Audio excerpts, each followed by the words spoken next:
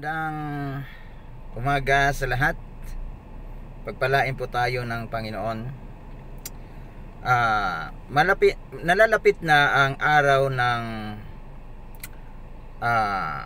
sa tawag sa amin dito ay Kwaresma or Communion. Ano pa?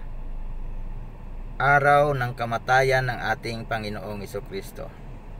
Alam nyo ba sa Bible, ang sabi doon sa 1 Corinthians 11:28, Wherefore, o 27, Wherefore whosoever shall eat this bread and drink this cup of the Lord unworthily shall be guilty of the body and blood of the Lord.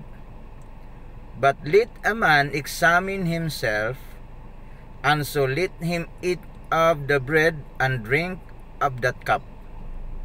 For he that eateth and drinketh unworthily eateth and drinketh damnation to himself, not discerning the Lord's body. Alam nyo ba ang sabi ng ibang mga ministro, mga ngaral, ay pag ikaw ay makasalanan, dapat ay hindi ka kumain ng tinapay at uminom ng alak. Ito, drink of the cup. Sa Tagalog dito, babasahin lang natin, ang sabi dito, kaya ang sino mang kumakain ng tinapay at uminom sa kupa, yung cup, ng Panginoon sa paraang di nararapat ay nagkakasala sa katawan at dugo ng Panginoon. Kaya dapat siya'y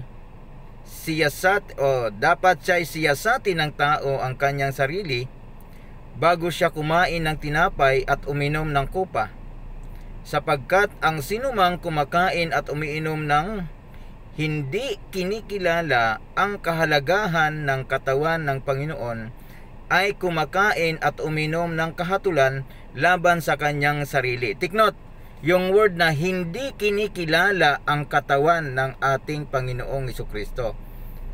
Amen? So, ano bang ibig sabihin ng pagkilala?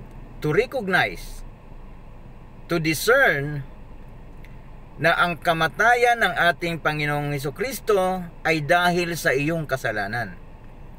So tama ba ang sinabi ng ibang mga ministro na kung ikaw ay makasalanan, nakagawa ka ng pagkakamali, pagkakasala, hindi ikaw ay karapat-dapat na kumain at uminom?